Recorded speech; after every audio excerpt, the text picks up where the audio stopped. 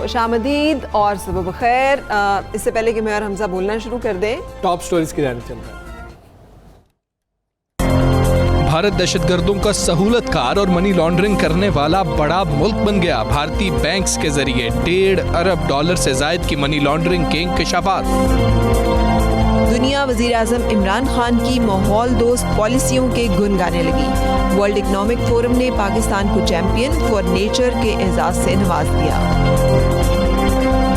दुनिया कोरोना के फैलाव से परेशान, जबकि पाकिस्तानी हुकूमत की बेहतर हिकमत अमली। तो जी बिल्कुल फरा, वो जो मुहावरा था ना, बगल में छुरी मुंह में राम राम, इससे बेहतर मुझे कोई नहीं मुहावरा है, वो है चोर मचाए शोर। चोर मचाए शोर, इसलिए कि जो पूरी दुनिया में पाकिस्तान, हाँ ना, जो लेबल होता रहा वो क्या था, ये टेरर फाइनेंसिंग करते हैं, ये दहशतगर्दी की मुआवनत करते हैं, ये दहशतगर्दी के पनाह गाहें हैं यहाँ पे पाकिस्तान में, और ये इल्ज़ाम लगाए जाते रहे इंडिया की तरफ से। लेकिन अब खुल के जो मामला सामने आया है तो पता चला कि सूरत हाल तो उसके बरक्स है। पाकिस्तान जो है वो तो FATF की पाबंदियों का सामना कर रहा है, ग्रे लिस्ट में है, और जहाँ पे कि पाकिस्तान जो है वो मुसलसल वो इक़दामात उठा रहा है जिससे वो बेहतरी ला सके।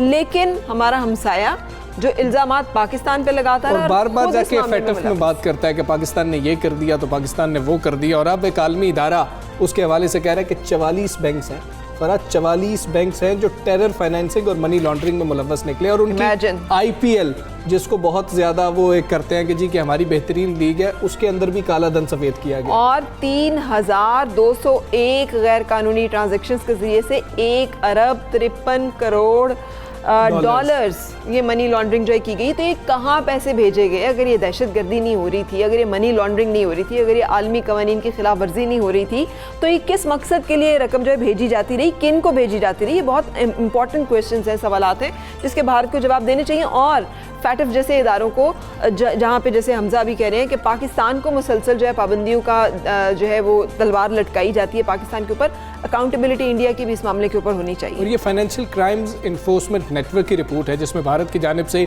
मनी लॉन्ड्रिंग और दहशतगर्दों की मुमकिना माली मुआवनत का इंकशाफ किया गया है, और 1-2 नहीं, पूरे 44 भारतीय बैंक्स हैं जो इस मनी लॉन्ड्रिंग में मुलव्वस पाए गए हैं, जिसमें स्टेट बैंक ऑफ इंडिया भी है। मतलब अब ये देखें, स्टेट बैंक ऑफ इंडिया भी है, पंजाब नेशनल बैंक भी शामिल है इसके अंदर। Very good. और ये भी पता चला है कि नवादरात की जो स्मगलिंग है ना, और आपको पता है कि ये जो बरसगीर पाक हिंद है, ये इसकी आर्काइवल हिस्ट्री बड़ी बड़ी खूबसूरत है। सो यहाँ से नवादरात जो वो भी स्मगल होते हैं, सोने की स्मगलिंग जो है वो भी बहुत ज़्यादा की जाती है इंडिया से। सो इन तमाम हवालों से हम बात करेंगे। ब्रिगेडियर रिटायर्ड हारिस नवाज साहब हमारे साथ। Morning, thank you very much for joining us sir. बताइएगा, ये जो मामलात अब इंडिया के हवाले से सामने आ रहे हैं, क्या पाकिस्तान भी इस मामले को उतनी शिद्दत के साथ उठाएगा FATF में और दुनिया के सामने? देखिए फरा, बात यह है, सबसे पहले तो किसी की जरूरत ही नहीं है। FATF को खुद जो उनकी एक ऑर्गेनाइजेशन है, they should pick it up.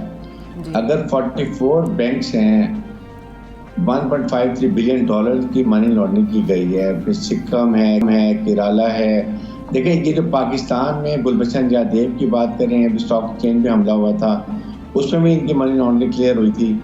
फिर बलूचिस्तान में जो रॉ और अफगान के तालिबान और अफगान NDS जो है, ये सारे मिलकर जो वहाँ दहशतगर्दी कर रहे हैं, ये दिस मनी में यूज। फिर बलूचिस्तान लीडर्स को जो बाहर से पैसा सपोर्ट करते हैं, everywhere India is a state terrorist country. और ये जो गुजरात का कसाई इंतहा पसंद हिंदू टेररिस्ट नरेंद्र मोदी, उसका जो टोला है, they are all fully involve. Ajit Doval ने खुद कहा कि पाकिस्तान में हम बलूचिस्तान में ये कर रहे हैं।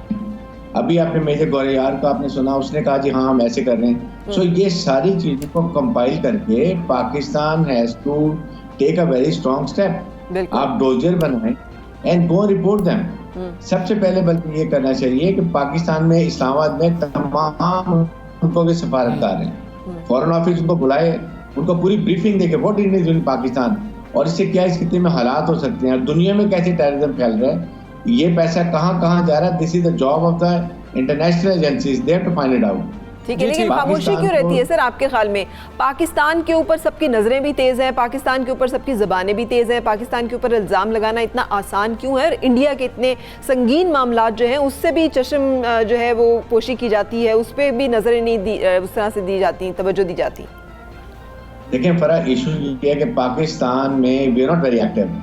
आप ये बताएं, 1 या 2 दिन खबर आई है पाकिस्तान में फिनिश्ड, इंडिया की पाकिस्तान की खबर होती है, इंडिया ने एक महीना शोर मचाते रहना था जब तक कि दुनिया की ऑर्गेनाइजेशन एक्टिवेट ना हो जाए।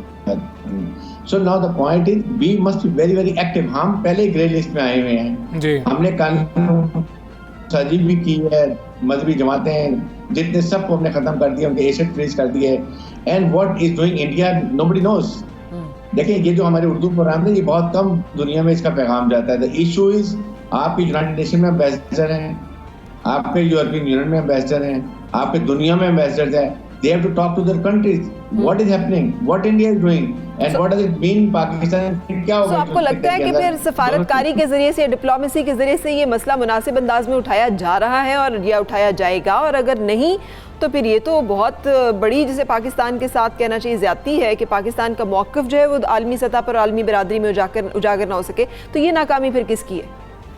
देखिए प्राइम मिनिस्टर पाकिस्तान ने लास्ट ईयर भी इतनी अच्छी स्पीच की, दुनिया ने एक्नॉलेज किया।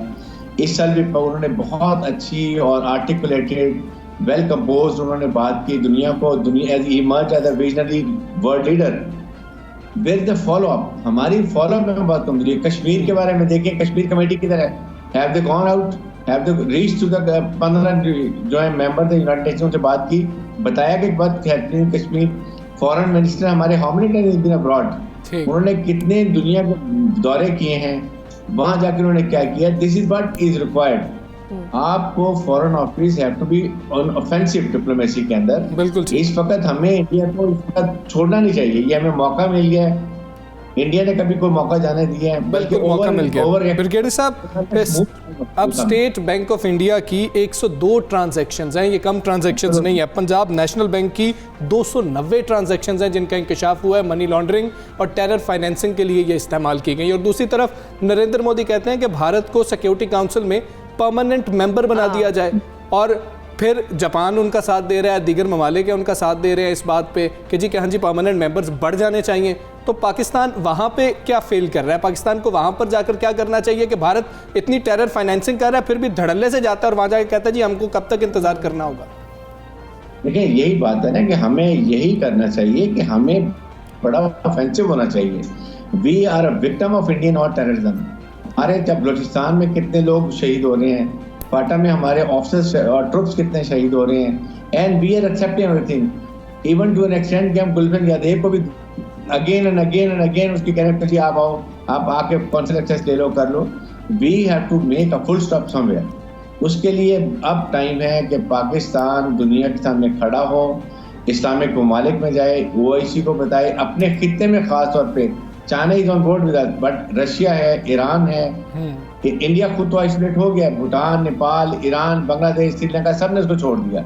सो now is the time we tell the world also कि what is happening and what is. हमने अफगानिस्तान में अमेरिका के लिए क्या कुछ किया, अफगान गवर्नमेंट के लिए क्या कुछ किया, पीस अमन मुआहदा करा दिया, इंट्रा अफगान डायलॉग करवा दिए, हमने हर चीज उनके लिए कर दी। But what Americans and what the world has done for Pakistan, we have to be very very clear. तो वो तो लिंचपिन ऑफ जिसे कहते हैं एशिया, तो वो इंडिया को ही, अमेरिका को जो एक सपोर्ट है, एक बैकिंग है, और ये वजह है कि इंडिया अकाउंटेबल नहीं हो सकता है इतनी फाइनेंशियल क्राइम्स के बावजूद। और दूसरा ये इस बारे में भी वजाहत कीजिएगा कि अगर ये इल्जाम साबित हो जाते हैं तो इन 44 बैंकों के खिलाफ भी कोई कार्रवाई जो की जा सकती है। पाकिस्तान के एक बैंक के खिलाफ इस तरह की कोई बात सामने आई थी तो वहाँ पे तो जुर्माना हुआ था। आलमी कवानीन और आलमी अदालतों में जब भी पाकिस्तान को जाना पड़ता है तो समहाउ हम अपना मौक़िफ़ वहाँ पेश करने में कामयाब उतना नहीं हो पाते जितना इंडिया जो है वो लीड ले जाता है हम पे, भले वो कुलभूषण यादव का मामला हो या कोई और मामला हो। देखिए एक बात तो यह ना कि हम अपना होमवर्क अच्छे तरीके से करें, और उसके बाद जो हमारी लीगल टीम जाती है, they should be selected on merit. They should not be कि सिफारती अपने लोग भेज दिया, उनको भेज देते हैं और आपने चाहे इंडस वाटर ट्रीटी हो, कोई ऑप्शन हो, रह जाते हैं। सेकंड ये कि Pakistan has to take very active role इसके अंदर। We have to not tell the world, वो नहीं बोलेंगे इसलिए कि इंडिया के साथ उनके बड़े इंटरेस्ट हैं। वो चाइना के खिलाफ इंडिया को इस्तेमाल कर रहे हैं, पाकिस्तान में सीपैक के खिलाफ कर रहे हैं, टेररिज्म कर रहे हैं, साउथ चाइना सी में वो इंडिया चाइना के खिलाफ उसको इस्तेमाल इंडिया कर रहे हैं, जिसकी वजह से वो चीज़ें इग्नोर करते हैं। बट अगर हम बहुत दुनिया के ज़मीन से जोड़ें तो आप देखें अभी आपके सामने 11 हिंदू मारे हैं इंडिया में, पाकिस्तानी जी। वहाँ पर इंडिया जो ह्यूमन राइट्स ऑर्गेनाइजेशन है, where the human rights watch dog हैं, तो बात की दिस इज द डेथ। आज पाकिस्तान में हुआ था पूरी दुनिया में पाकिस्तान कर देता है। और प्रेसिडेंट और हमारे प्राइम मिनिस्टर ने इस्लामोफोबिया की बात इसीलिए की है कि डोंट टारगेट। ब्रिगेडियर साहब जो कह रहे हैं ना, वो एक बहुत बड़ा सवाल पाकिस्तान के सोशल मीडिया पर भी है, जहां लिबरल्स जो है पाकिस्तान में होने वाले किसी भी, जो लिबरल्स कहते हैं उनको, लेकिन अब वो जो पाकिस्तान के सोशल मीडिया एक्टिविस्ट हैं, ऐसे कोई वाक़यात पाकिस्तान में रिपोर्ट हो तो वो बड़े हम उसको हाईलाइट करते हैं, लेकिन वाकई मैंने भी देखा है कि ये हिंदू जो मारे गए हैं, पाकिस्तानी हिंदू जो कि इंडिया गए और वो पूरी फैमिली जो है उनको कत्ल कर दिया गया जोधपुर में, उसके बारे में हमारे यहाँ पर वो शोर सुनाई नहीं देता। तो ये क्यों ऐसा है कि जो मामला पाकिस्तान के हक में जाते हैं वहाँ पर तो खामोशी इख्तियार की जाए, जहाँ पे पाकिस्तान के मफादात को जद लगती है वहाँ पे सोशल मीडिया इसीलिए बारहा ये कहा जाता रहा है कि पाकिस्तान के अंदर जो सोशल मीडिया सेल्स हैं वो भारत से ऑपरेट हो रहे हैं या अफगानिस्तान से ऑपरेट हो रहे हैं, और पाकिस्तान के अंदर सोची समझी एक साजिश के तहत जो है ये जो हाइब्रिड वॉर का भी इस मामले में आया था कि वो चीज की जाती है और उसको बार बार जो है फिर शेयर किया जाता है, और ये मामला वाकई सोशल मीडिया पे इतना नहीं। अच्छा, अब आप इस्लामाबाद के मौसम का पूछ रहे थे ना, उसकी वजह ये है कि Islamabad is clean and green, so ये एक बड़ी खूबसूरत बात है। और दुनिया वज़ीर आज़म पाकिस्तान जनाब इमरान खान की माहौल दोस्त पॉलिसियों की गुन गाने लगी है। वर्ल्ड इकनॉमिक फोरम ने इमरान खान की कामयाब पॉलिसियों का इतराफ़ किया है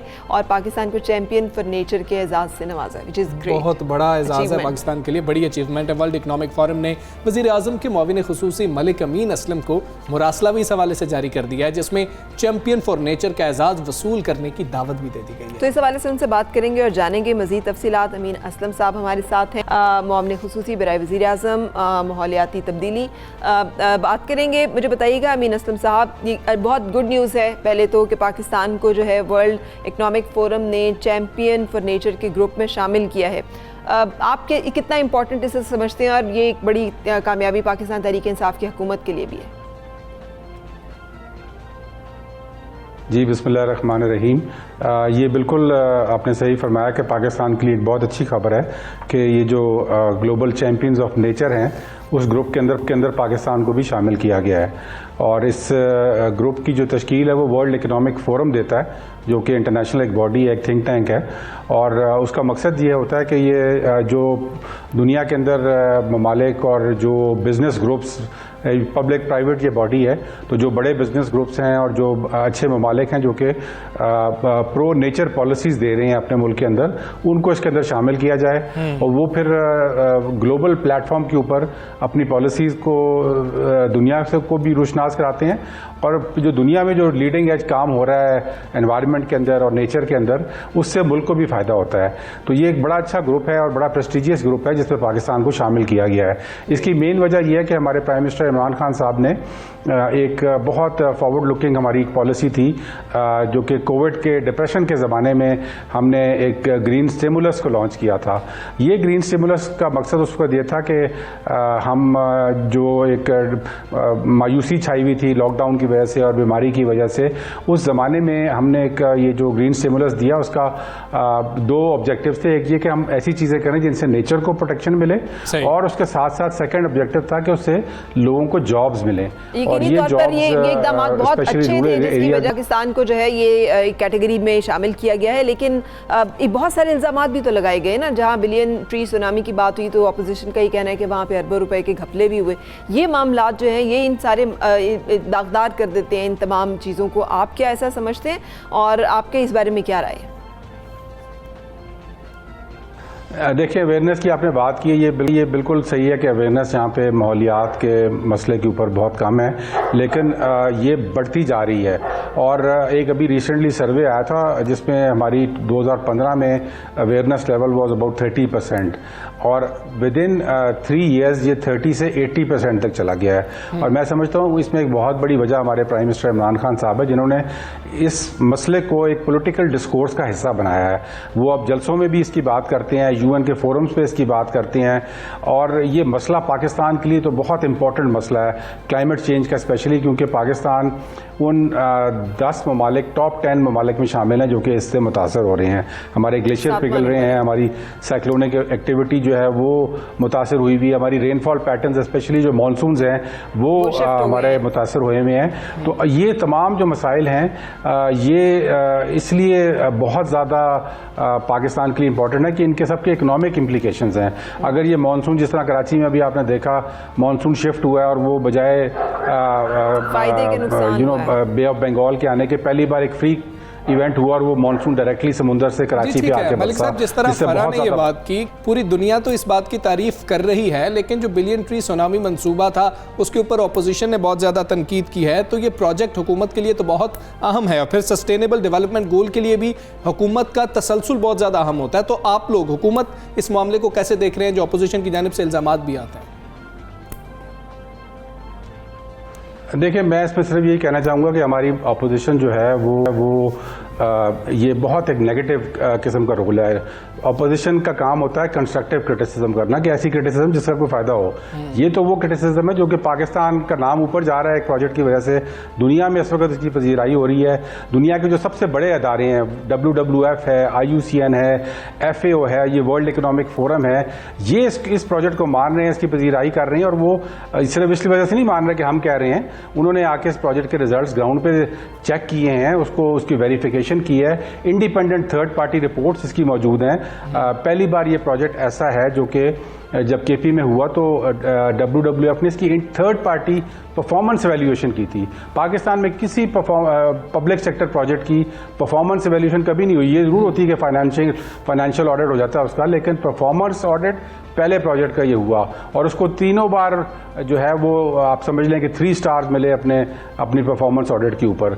और उसकी वजह से दुनिया में इसकी क्रेडिबिलिटी बनी, इसमें ट्रांसपेरेंसी, टोटल ट्रांसपेरेंसी। अब ये इतना बड़ा प्रोजेक्ट है, 22 अरब पे ये प्रोजेक्ट शुरू हुआ था KP में, और उसके बाद इसको हमने, ये भी पहला प्रोजेक्ट था जो कि गवर्नमेंट की फंडिंग से हुआ, जो कि शुरू 22 अरब के PC1 से हुआ और खत्म ये हुआ 14 अरब पे। स्मोक का एक बहुत मसला है जिसके ऊपर ये कहा जाता है कि भारत में धान की फसल होती है, वो कटाई होती है, फिर उसको आग लगा दी जाती है, जिससे दिल्ली में बहुत ज्यादा जो है एयर क्वालिटी इंडेक्स है उसके अंदर मसाइल होते हैं, फिर पाकिस्तान खुसूसी तौर पर लाहौर में भी। तो क्या भारतीय हुकूमत से बात की है? और वैसे भी स्मोक के हवाले से क्या इकदाम ले रहे हैं? इंडिया से भी आती है धुआं ड्यूरिंग दिस सीजन, क्योंकि वहाँ पे बहुत ज़्यादा क्रॉप बर्निंग हो रही होती है। क्रॉप बर्निंग अगर यहाँ पे 10% पाकिस्तान में हो रही थी तो 90% इंडियन पंजाब में हो रही होती है, और उनका कंट्रोल वीक है, ये हमारे डेटा स्टेटिस्टिक्स शो करते हैं। और जब विंड डायरेक्शन चेंज होती है ड्यूरिंग दिस सीजन तो फिर वो स्मॉग आती है वहाँ से। उसके लिए अब कोशिश कर रहे हैं कि ये मोदी सरकार से ये भी बात की जाए कि अभी ये रीजनल इशू है, आप इसके ऊपर किसी फोरम पे, हमें पाकिस्तान ने तो ऑफर किया हुआ है कि किसी फोरम पे आप आ जाएं ताकि बैठ के एक ऐसी पॉलिसी बनाएं जो कि बॉर्डर के उस पार भी ऐसी हो और इस पार भी उसी तरह की हो।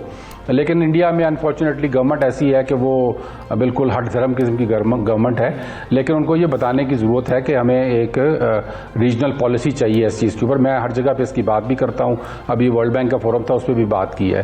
तो ये तमाम जो मेजर्स हैं, इसलिए गवर्नमेंट बिल्कुल इससे आशना है कि ये चीज़ एक सीरियस इशू है लाहौर के लिए, और हम इसको इंशाल्लाह मॉनिटर भी कर रहे हैं इस बार, और कोशिश करेंगे ये तमाम स्टेप्स लिए जाएं ताकि कम से कम उसका असर हो लाहौर पे।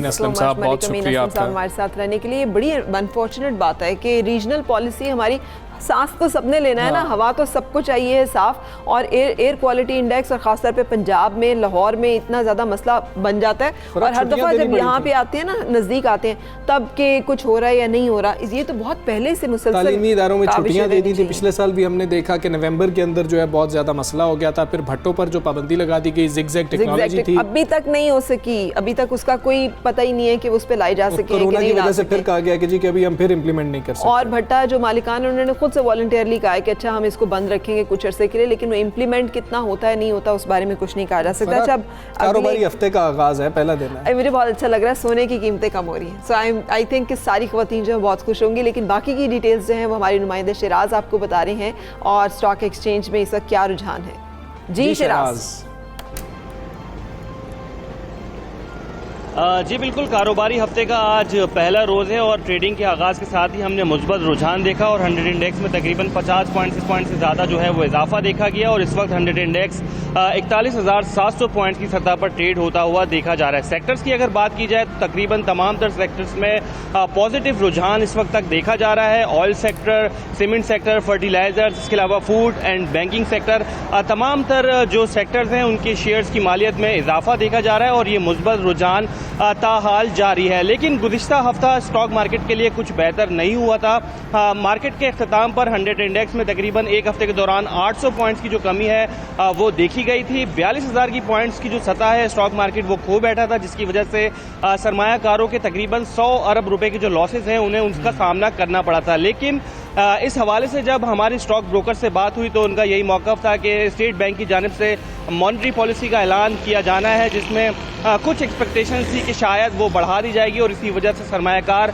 मोहताज रवैया अख्तियार किए हुए थे। लेकिन स्टेट बैंक की जानिब से जो मॉनेटरी पॉलिसी का ऐलान किया गया है वो मुस्तहकम रखा गया है 7% पर, जिसके बाद हमने देखा कि एक मरतबा फिर एक्टिविटीज़ तेज़ होना शुरू हुई हैं और आज हम देख रहे हैं कि उसका असर जो है मार्केट पर भी नज़र आ रहा है। स्टॉक मार्केट का जो आगाज़ हुआ है वो मुस्बत देखा जा रहा है। अब तक 50 पॉइंट्स का इजाफा देखा जा चुका है और 100 इंडेक्स 41,700 पॉइंट्स की सतह पर जो है ट्रेड होता हुआ देखा जा रहा है। जी बहुत शुक्रिया Siraj, thank you so much. अच्छी खबर है हमें कि जी कि कुछ मुस्बत जो है रुझान देखा जा रहा है और बहुत ज़रूरी है कारोबारी हालात के लिए, इसलिए कि इतनी मंदा हो चुका है और इतना अरबों रुपए जो हैं वो इस वक्त तक डूब चुके हैं। लेट्स होप एंड विश कि पाकिस्तान को इस्तेहकाम हासिल हो स्टॉक मार्केट में भी और वहाँ पे भी हमारी जो एक स्टेबल पोजीशन जो है वो बरकरार रहे। गुड न्यूज़ अगेन कि सऊदी वजारत हज और उम्रा ज़ायरीन के लिए उम्रा के SOPs जारी कर दिए हैं। जो लोकल्स थे उनके लिए तो अभी पिछले दिनों ही खोल दिया गया था, 4 अक्टूबर से मकामी अफराद के लिए उम्रा अदायगी जो है खोल दिया गया था और पाकिस्तान समेत बाकी जो तमाम ममालिक हैं वो भी 15 रबीउल अव्वल से।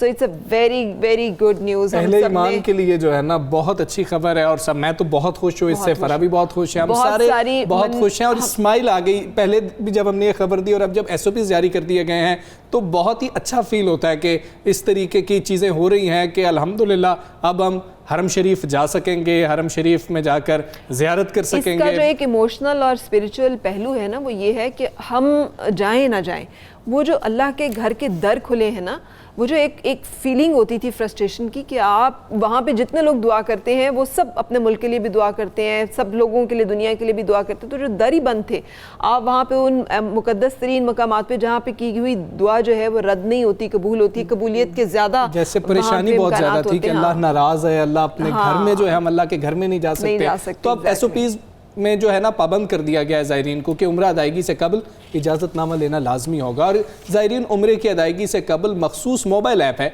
जिसमें बुकिंग करवा सकेंगे। अभी ये जो 4 अक्टूबर से शुरू हो रहा है, मकामी वहाँ पर हैं उनको ये इजाज़त दी गई और सिर्फ 3 घंटे का वक्त मुख्तस कर दिया गया है कि इस 3 घंटे के अंदर जो है आप उम्रा कर सकते हैं। बिल्कुल सही। सो अगली जो हमारी स्टोरी है उसकी तरफ चलेंगे जहाँ दुनिया कोरोना की वजह से परेशान है। हम इस पर बात करेंगे लेकिन एक ब्रेक के बाद, ब्रेक पे चलते हैं।